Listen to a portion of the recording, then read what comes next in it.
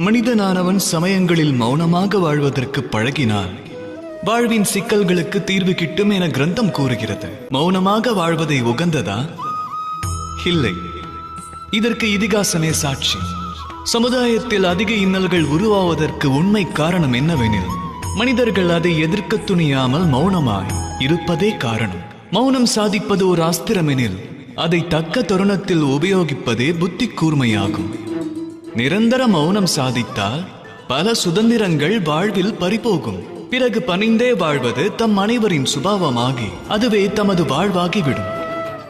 அதன் பின் ஆளுமை நீங்கி ஒரு சாதாரண கல்லாக வாழத் துவங்கி விடுவீர்கள். உரைக்கும் வல்லமையை உரிய நேரத்தில் உபயோகிக்க வேண்டும். திருவாய் மலர்ந்து வார்த்தைகளை விடுக்கவும் அதை அடக்கவும் வழி அறிய வேண்டும். மௌனம் மகத்துவமே, ஆனால் தக்க வேளையில் அதை கலைப்பது அதைவிட அதிமகத்துவம் வாய்ந்தது.